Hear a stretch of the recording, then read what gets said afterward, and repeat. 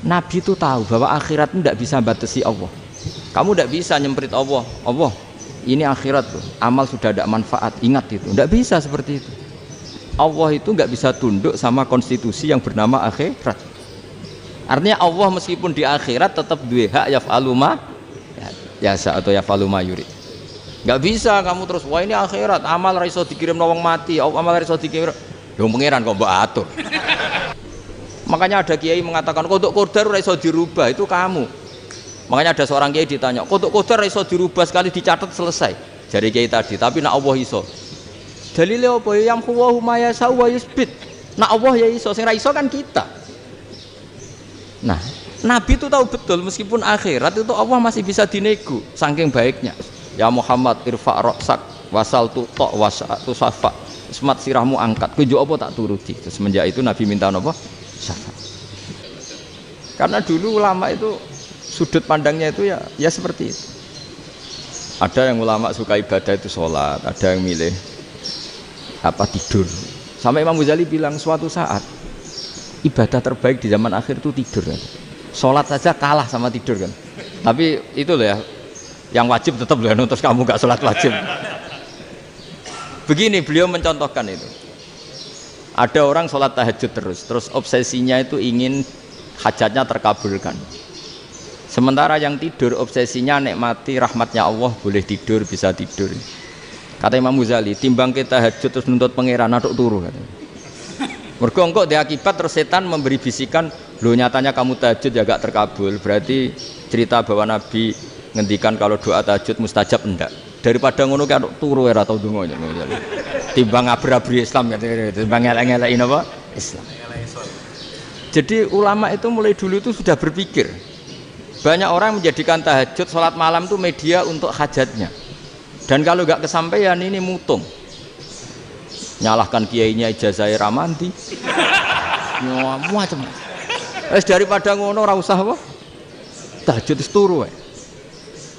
Dan jenis kayak ini tuh banyak. Makanya ulama kayak saya itu saenake dhewe itu ya jarak. Saya sering didolani muhibbin terus bilang Gus saya doakan gini-gini saya mau nyalon bupati atau saya gini, saya bilang gak waduh orang dongo nak ramandi darani ulama dongane ramandi. Nak mandi kamu jadi bupati tetap nganggep karena beli. Sopo sing ora roh bupati saiki gak beli.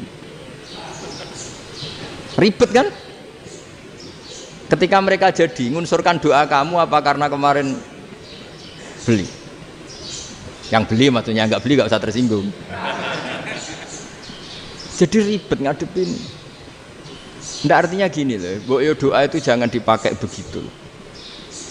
Kalau minta nasihat tak nasihati, jadi bupati yang baik, gubernur yang kalau minta doa itu resikonya. Akhirnya kiai kalau diminta doa ya doa sebenarnya diisinya itu nggak doa kemenangan. Selamat. Itu nggak selamat gitu.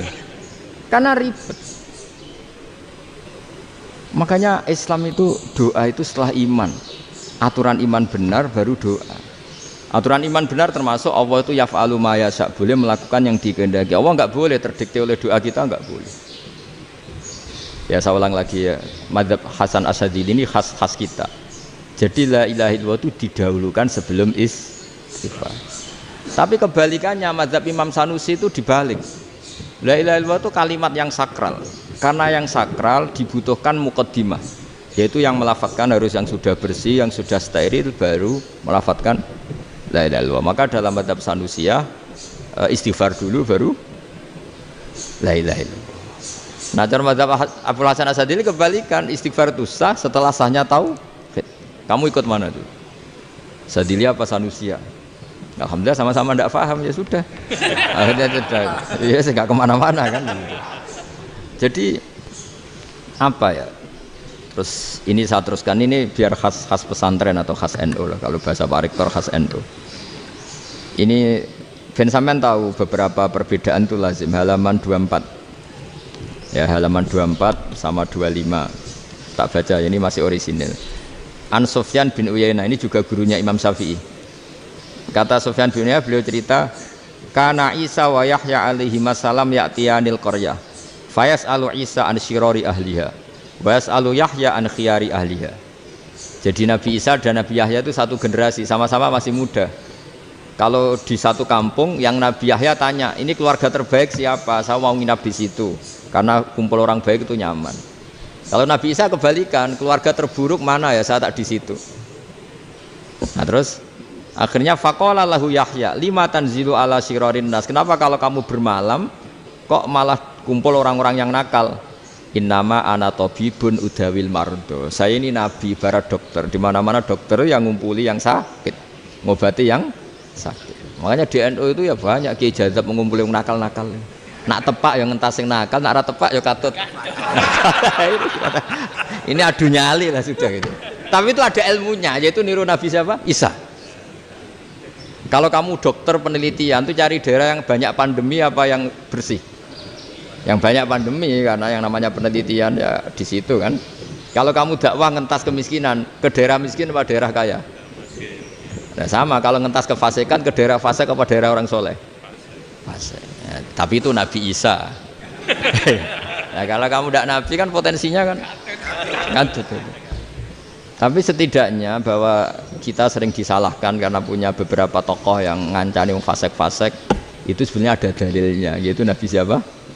Isa. Nah terus masalah tegas dan lunak. Ketika ada mahasiswa misalnya pacaran, boncengan lanang dan perempuan, itu pilihan kita apa? Kalau tegas, terus gak mau mendengar kita. Misalnya gini contoh gampang, tak beri contoh Pak D. Jangan orang tua, nanti secara fikih itu beda. Nah ini kan kita orang pesantren, biasa ngaji fikih detail. Kamu Pak D seorang perempuan, mahasiswi misalnya, sering pacaran. Setiap ke situ sama pacarnya kamu diam saja. Padahal kamu dosen keislaman.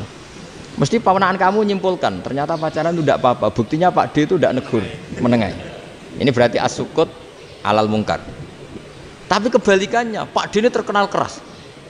Nak runo mesti radiaku ponaan. Akhirnya yura runo. Mesti ngerti nak mesti diamuk.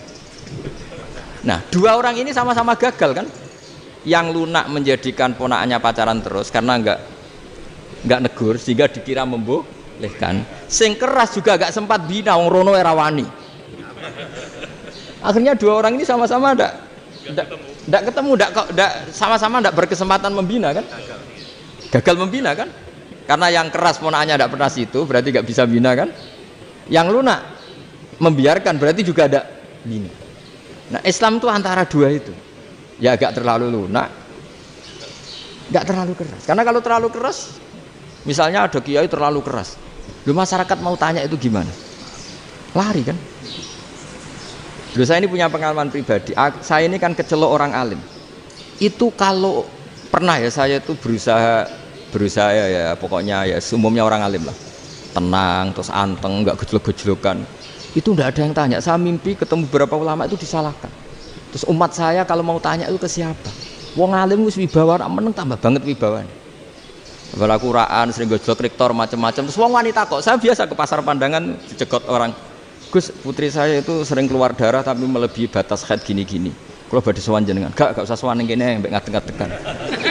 Terus tanya, yang haid berapa hari, Gus? Ya supaya rudat ilal adat sebelum dia punya penyakit istihadah itu berapa? 6 hari ya sudah, kembali 6 hari lainnya mustahadah, tetap sholat, tetap normal. Tapi kalau saya wibawa, moro pasar go tasbih duwilu. Iku mesti wong salaman njaluk donga yakin. Tapi baru kayak rada uraan ketemu wong-wong, dol pening ndi? Mak pening ndi? Gus beneran Gus ketemu jenengan kula wingi badhe tua kok. Akhirnya tanya. Dadi uraanku iku amdan. Lha nek sampean asli, iki asli uraan. Karena ndak uraan lah tetap ndak wibawa kan.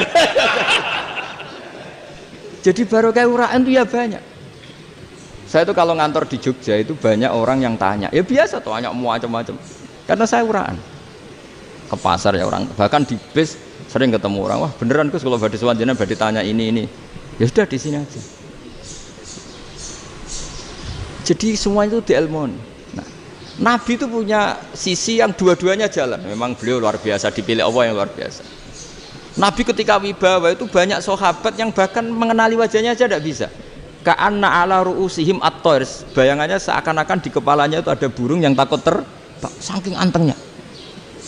Tapi Nabi sekali mengeluarkan job, sekali santai, itu sahabat tanya itu sampai yang nggak pantas ditanyakan. Nabi saya tadi kumpul istri saya, tapi tidak inzal, itu wajib mandi ndak? Aro'aita law anna ahadana ya'ti imro'atahu walam yunzil. Itu ya ditanyakan. Nabi pun kumpul itu betul saged inzal sepundi. Guys betul lagi. Terus ya ada yang tanya macam-macam.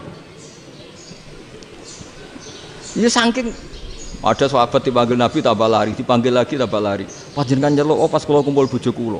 Lah kula kuwatir jenengan orang suci, saya belum mandi, makanya saya lari. Nabi ngendikan innamal mukmin thahir, ya nak masalah ketemu kiai ra apa-apa ijek junub. Sementing kok nak salat kados sik. Tapi Nabi sekali pakai madzahirul jalal, tapi pakai wibawanya, itu orang nggak berani ngomong. Tapi sekali Nabi rileks, itu orang bisa tanya apa saja, termasuk halal yang nggak pantas. Lalu ada sahabat itu tanya lucu, tanya Maimunah. Maimunah itu ya cantik tapi sudah agak tua lah. Maimunah, ya umal mukminin, hukumnya ngambung bojo pas Ramadan piye? Wah gak roh aku, gak tahu diambung kan Nabi pas Ramadan. Tanya Saudah, malah orang-orang diambung kalau Saudah itu kan wis tuwa itu. Lucunya istrinya dia jawab, tanya Aisyah yang mungkin Nabi, iya yang mungkin tanya Aisyah. Itu yang usul ya istrinya Nabi Maimunah. Selalu Aisyah, tanya be Aisyah. Ya Amirul ya umal mukminin gini-gini. Wah Aisyah yang cantik masih perawan kan. Qabbalani Rasulullah bahwa oh Nabi biasa ngambung-ngambung pas Ramadan dan beliau tetap puasa. Akhirnya fakih ngarang kan wa takbil fi Ramadan wa tublah la tubtilu shauma ngambung ora. Iku ya udah biasa di sini. Ya nasib bojone ayu. Ndak ini artinya seasik itu gitu. Jadi garwane Nabi sing ngrasa rodok tuwa. Wah, aku ora tahu. Kok Aisyah. Serilek itu dulu itu. Maksudnya orang-orang Islam pertentangan itu. Maksudnya dia balik semua ini bedanya orang pesantren sama orang kampus. Kalau orang kampus mau cerita agama itu rahmatan lil alamin, tapi nyontokno rileke ora iso. Agama itu rilek, tapi nyontokno rileke ora iso. Mergo ya rapati ngaji.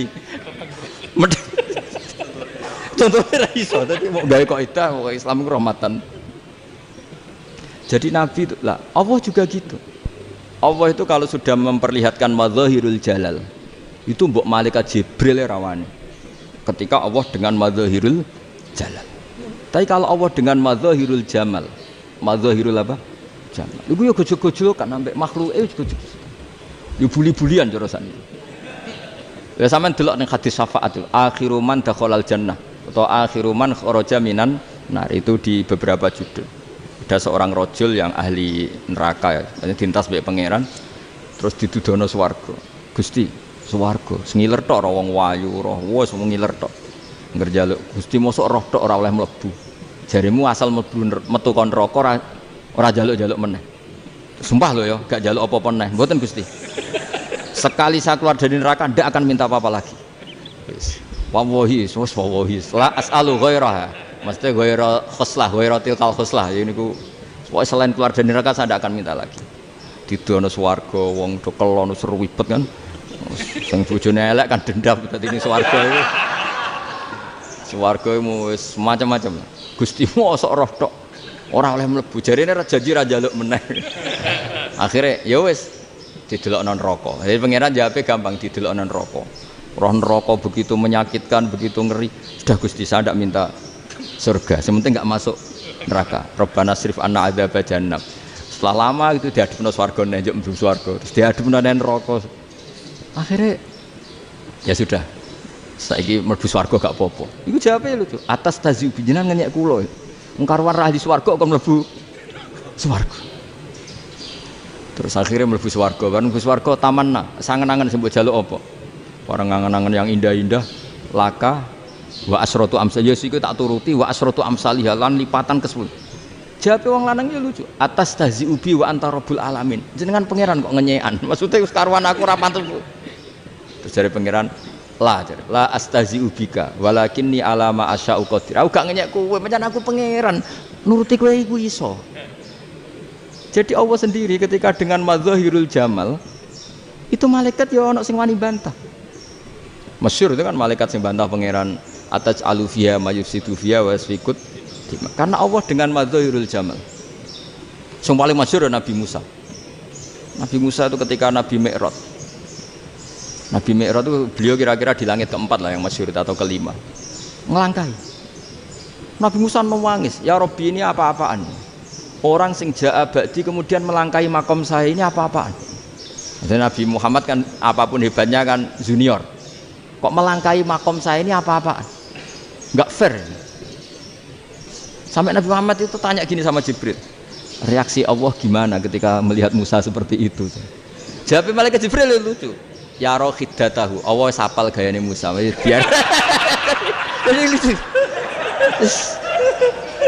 Ya dibiarin aja sama Allah. Tapi wong jenenge Nabi Musa itu kekasihnya Allah.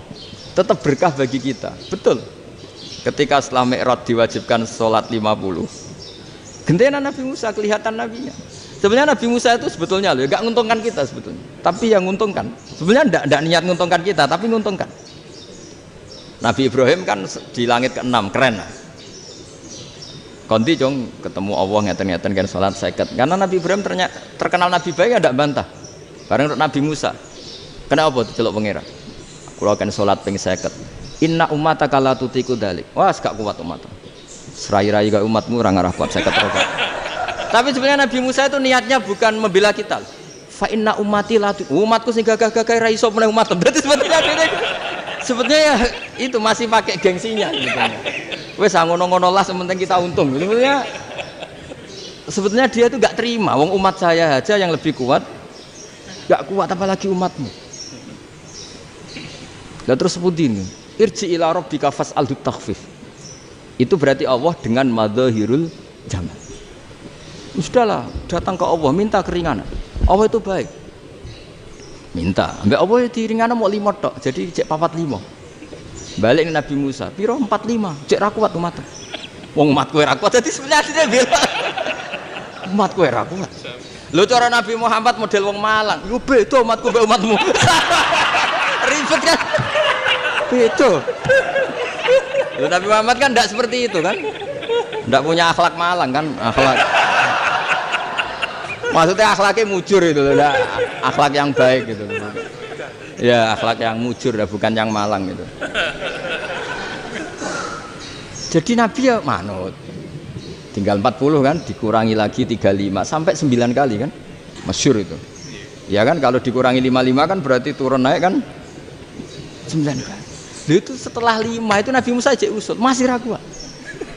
Itu cara Nabi munggah nentek. Ya. Ini entek ya. Terus iya doa tuntas betul. Bisa bebas. Terus munggah ado-ado lha opo? Ngapain itu? Akhirnya Nabi Muhammad sudah sampun ya kalimah Allah, saya ini malu sama Allah Musa. Sudah 9 kali dan diturutin terus. Jadi Allah kalau dengan madzahirul jamal itu Nabi Musa biasa nego sama Allah. Tapi ketika Allah dengan madzahirul jalal itu Nabi Musa enggak berani. Yaitu di hadis syafa'ah. Hadis syafa'ah ketika manusia datang ke Nabi Adam, ya tuna Adam. Ya Adam anta abul basar ngene isfa'li ana inda rabbik. Kamu saya minta mensafaati kita. Nabi Musa, Nabi Adam inna rabbi qad ghadibal yawma ghadaban lam yaghdab qablahu mislah wa la yaghdab ba'dahu mislah. Ini Allah sedang murka besar dan tidak akan murka seperti ini lagi. Sudah saya tidak berani, nafsi. Nabi Ibrahim enggak, termasuk Nabi Musa ketika di itu ya enggak berani. Karena Allah dengan madzahirul jalal. Itu Nabi Musa enggak berani. Sudah saya sendiri itu pernah salah. Yaitu saya membunuh seseorang yang enggak disuruh oleh Allah membunuh itu. Yang pas diotosi orang Kipti. Akhirnya datang ke Nabi Muhammad. Pas ke Nabi Muhammad, Allah dengan madzahirul jamal. Apa dengan madzahirul jamal sampai Kanjeng Nabi ngendikan analah saya akan memintakan syafaat kalian. Terus fa ahmadu rabbi bima hamida allamaniha rabbi. Saya muji Allah dengan pujian-pujian yang orang lain tidak tahu, hanya saya yang diajari, kata Rasulullah. Nah di sini menurut banyak ulama termasuk kitab yang saya baca, kenapa Muhammad sebagian namanya Ahmadu? Itu dari af'al tafdil fa Muhammadun Ahmadu min ghairihi. Muhammad Rasulullah itu kalau muji Allah di atas cara mujinya nabi yang lain. Jadi Ahmadu bukan dari fi'il mudhari' lil mutakallim tapi dari af'al apa? Tafdil. Fa Muhammadun Ahmadu min ghairihi. bahwa Kanjeng Nabi Muhammad SAW itu cara mujinya Allah di atas pujian para nabi. Makanya di sini Sayyid Ali Zainal Abidin kalau muji hamdal hamidin wa fauqa hamdil hamidin. Jadi pujian saya ini di atas rata-rata cara mereka apa? Memuji. Yaitu sirinya apa? Nabi itu tahu bahwa akhirat tidak bisa batasi Allah. Kamu tidak bisa nyemprit Allah. Allah, ini akhirat loh. Amal sudah tidak manfaat. Ingat itu. Tidak bisa seperti itu. Allah itu nggak bisa tunduk sama konstitusi yang bernama akhirat.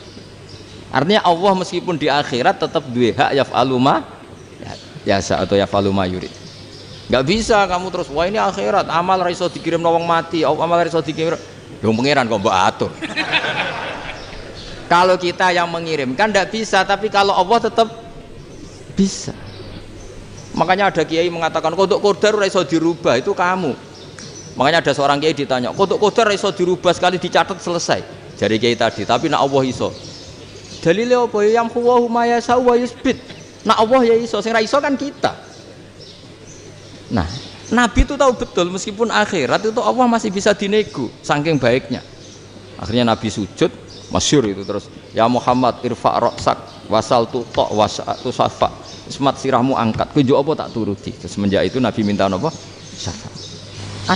Jadi makanya terus banyak GNU sing macam-macam lah. Ono sing potongane wedi terus hati-hati. Niku berarti makome Madhahirul Jalal. Ono sing amen guyon nek makome Madhahirul Jamal. Ono sing ra jelas ngene iki, sing ra jelas.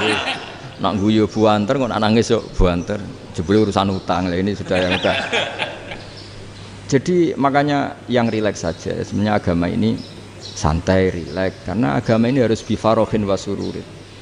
Enggak boleh agama ini dibawa dengan kekerasan, dengan antisosial. Karena agama ini harus kul bi fadlillah bi rahmati fa bidzalika falyafrah, harus senang, harus rileks. Makanya saya jadi kiai itu senang takutnya gini. Sekali saya tidak senang jadi presiden buruk. Ternyata jadi wong alim ora enak. Itu contohnya. Sampean merengut terus uripe susah. Nanti orang tidak berani jadi orang alim. Makanya saya akan buktikan bahwa saya lebih bahagia dibanding rektor. Nanti orang yang jadi rektor semua ingin jadi orang alim. Iya, makanya ini kan bentuk kearifan lah. Jenengan ngakui fungsi kiai kayak saya itu bentuk kearifan. Saya juga ngakui jenengan ini butuh kearifan. Saya sering didolani KUA itu rata-rata ya didikan kiai. Kompilasi hukum Islam itu banyak ya, janda cantik. Contohnya harus cantik, kalau jelek nggak mungkin terjadi kan. Ada janda cantik kebetulan suka kawin tapi takut zina. Saya ulang lagi, suka kawin tapi takut. Itu seringnya gitu Pak Rektor. Jadi dia kawin bosen, bilang ke KUA, Pak saya sekarang mau nikah sama ini. Loh, tapi kamu mau punya suami. Ya tapi kan nggak tercatat Pak. Itu KUA-nya rata-rata itu nggak berani. Meskipun nggak tercatat karena secara fikih meskipun nggak tercatat tetap dia seorang perempuan yang bersuami, maka nggak boleh nikah sama orang lain. Tapi secara hukum santri nggak bisa dong menikahkan perempuan sing dzati zaujin yang punya suami. Jadi ini barokahnya kerjasama yang baik. Jadi di masyarakat itu tertanam didikan kiai nggak boleh nikahkan perempuan yang bersuami. Tapi di KUA ngikuti hukum formal. Dan di Indonesia itu KUA itu rata-rata konsultasinya ya sama kiai. Sehingga ya nggak berani akhirnya meskipun ya udah mlebu rokok mbak gak iso. Dan itu banyak. Seorang lagi ya, makanya ini kan pesantren itu nggak boleh mati. Orang kiai-kiai kayak saya nggak jelas-jelas itu harus lebih jelas lagi. Karena ini yang on time, yang online, yang siapa saja bisa tanya. Saya itu SMS saya itu nggak punya HP WA. HP jadul itu SMS-nya tiap hari tak berapa orang yang tanya dari Kalimantan, dari Aceh. Gus di kampung saya ada masjid 2 itu yang Samana, ada yang dari orang perkotaan Gus di perumahan baru ada masjid, yang Jumatan baru orang 12 sah enggak? Ya langsung saya jawab sah. Dalilnya ini. Ya sudah. Nah, tapi kata Imam Syafi'i gini harus orang 40 itu madzhab Syafi'i, dalam madzhab yang lain gini-gini. Itu kalau tanya rektor itu kan ribet. Masuk ajudan dulu, asisten dulu, panjang.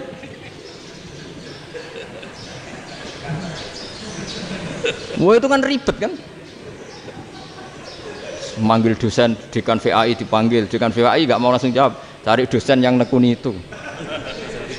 Usul fikih saya nekuni itu baru seminar, nunggu dulu mbak ini orangnya baru. Panjang kan. Bisa tutup Islam kalau kesuwen. Coba kalau tanya kiai kan enggak ketemu di jalan. Dulu Mbah Zubair kata Mbah Mun, saya termasuk santri yang diapresiasi Mbah Mun. Dhisik Mbah Zubair yang ngono, anak nong takok pesowan gak oleh. Gak takok ning kene. Saya biasa ditanya orang ngadeg-adegan. Ya alhamdulillah ilmunya cukup, kalau gak cukup ya kok sik. Jadi sebetulnya orang sopan itu ya agak-agak ada yang ditutupi sebetulnya. Mboten prayogi teng dalan nginjang mawon matur. Ya sebetulnya ya sebenarnya memang ilmunya agak cukup gitu. Tapi itu sebenarnya secara fikih itu haram, menunda itu haram. Ya haram tuh, coba bayangkan ya, kalau tanyanya sekarang, Gus saya ini sudah keluar darah 1 bulan penuh, padahal normalnya hanya 6 hari. Saya nanti sholat enggak? Kalau nginjang mawon dugi kula, berarti kan hari ini belum ada keputusan. Sholat apa enggak kan? Tapi karena modus tadi, boten prayogi nggih ngendikan ngoten teng dalan nginjang tengen kula. Itu kemungkinannya 2, sopan atau goblok, itu saja. Kayaknya kalau sopan enggak lah. Kayaknya enggak lah kata. Karena secara fikih itu jelas haram. Bagaimana mungkin sesuatu yang harus dipraktekkan nanti duhur dijawab besok, berarti duhur, asar sampai subuh belum ada jawaban, berarti enggak ada sholat kan? Makanya dibutuhkan orang-orang alim yang kultural seperti ini, dan NU menghormati kultural. Tapi Mbah Mun juga sangat menghormati Islam formal, karena tadi produk-produk formal itu bisa dilembagakan oleh negara, dan itu kita ikut untung. Makanya Mbah Mun itu kalau punya tamu KUA, punya tamu polisi sampai pejabat itu. Kenapa saya contohkan KUA? Supaya jangan kira seperti pendapat orang-orang hasud, wah ya mesti ya disolani presiden seneng, menteri seneng. Enggak juga. Sebenarnya semua kiai itu mulai KUA sampai polisi, polsek, polres itu seneng semua. Karena sama-sama diajak mengawal bangsa ini, diajak mengayomi semua masyarakat. Tapi kadang-kadang masyarakat ngeritiknya, jenenge kiai disolani menteri ya seneng, presiden. Padahal yang sowan kiai itu ya mulai KUA, Kapolsek, kepala desa, RT, Mudin. Itu Mudin kalau tanya ya lucu-lucu. Gus kalau nate nyembelih pitik kemanian, pitike go gede man. Akhirnya Gus ngerti nak kemanian langsung tak sebelah meneh. Terusane ku sah ta ora. Ribet. Ya tak jawab, lah pitike masih ku jek urip to ora. Terus urip Gus. Wis sah cara madzhab Malik jek urip. Karena itu ada perdebatan antara madzhab Malik dan madzhab Syafi'i. Nah cara Imam Syafi'i itu agak ketat. Hewan yang punya kehidupan sudah mutharibah, misalnya ayam jago, contohnya harus jago, karena kalau ayam kecil diikhlaskan haram. Jadi yang cilik wae kan gitu. Fikih itu ya, fikihnya orang Indonesia itu pecundang. Kalau ayam kecil gak ditanyakan, mate ra wis. Kalau jago ditabrak truk kejet-kejet. Andai kan gak disembelih pun mesti mati. Itu cara madzhab Syafi'i itu haram. Karena penyembelihan ini tidak menjadi penyebab kematian, tapi memang karena kecelakaan tadi. Tapi cara madzhab Imam Malik enggak. Andai kan enggak disembelih, matinya kan 2 menit lagi atau 1 menit lagi. Andai kan enggak disembelih, berarti mati sekarang itu bawaan pisau apa bawaan kecelakaan?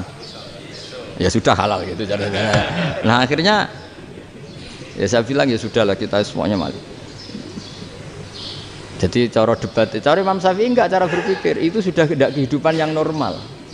Yang dimana-mana penyembelihan itu mematikan yang hidup normal. Jadi agak ketat. Sehingga dalam contoh kemanian, kalau dalam bahasa Jawa nyembelih agak sempurna terus pesonya jatuh atau apa itu, kalau pakai madzhab Syafi'i agak kesulitan. Jadi kalau madzhab Malik asal diselesaikan secara fauron, dan juga sebagian madzhab Syafi'i itu halal. Nah orang mesti tanya gitu, Gus, wedhusku tabrak truk, man Gus kejet-kejet. Tapi nak pitik cilik ra ditakok. Makanya termasuk kritiknya Mbah Mun, tapi ini madzhabnya Mbah Mun ya. Kamu boleh ikut boleh ndak, karena ini urusan ndak penting. Dari wong-wong lucu, nak ditakoki yuyu muni haram mergo amfibi. Yuyu ngerti sampean? Tapi nak ditakoki kepiting muni halal. Mergo nak yuyu haram gak eman, nak kepiting eman. Padahal alasannya coba, kenapa yuyu haram? Karena amfibi kan, bisa di air.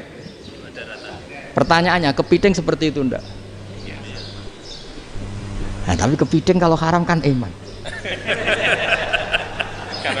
Karena besar kan. Kalau yuyu silahkan haram kan gitu. Artinya apa?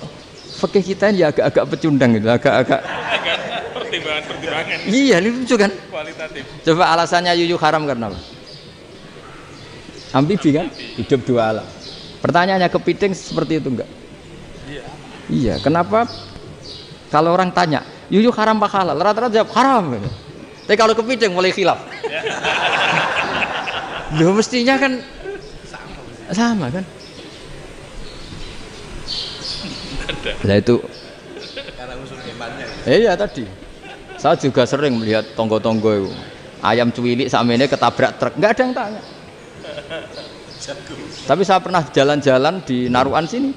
Ono jago ketabrak, sing duwe langsung marani kula pas saya naik motor. Gus ini halal apa haram?